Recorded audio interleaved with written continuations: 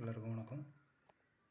இப்போ நம்ம பார்க்க போகிறது Crane 3 கிம்பலோட பேட்ரி பவரை எப்படி சேவ் பண்ணலான்னு பார்க்கலாம். முதல்ல கிம்பல் ஆன் பண்ணிக்குவோம்.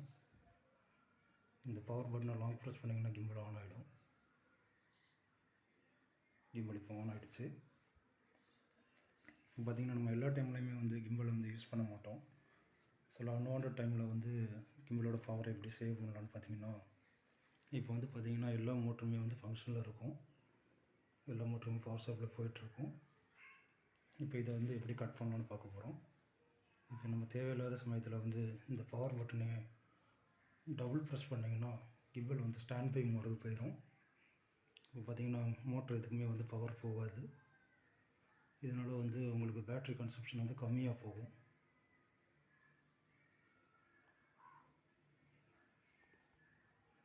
மறுபடியும் ஒரு டபுள் டாப் கொடுத்திங்கன்னா மறுபடியும் கிம்பல் பவர் எல்லா மோட்டருக்கும் போயிடும்.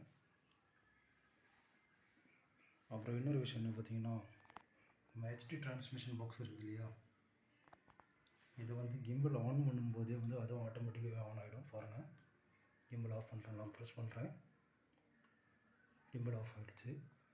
இப்போ லாங் ப்ரெஸ் பண்ணுறேன், கிம்பல் ஆன் ஆகிடுச்சு.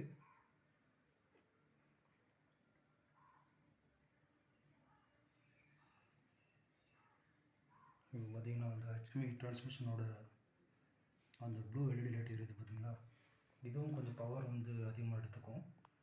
இதை நம்ம எப்படி கட் பண்ணி விடலாம்னா, நம்ம ஒய்ஃபை எதுவுமே யூஸ் பண்ணல, டிரான்ஸ்மிஷன் எதுவுமே கொடுக்கல அப்படின்னு வச்சுக்கோங்களேன். கிம்பலை திருப்பிட்டு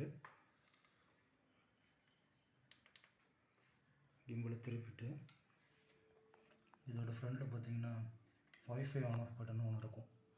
இதை லாங் ப்ரெஸ் பண்ணிங்கன்னா இப்போ அந்த டிரான்ஸ்மிஷன் ஆஃப் ஆகிடும்.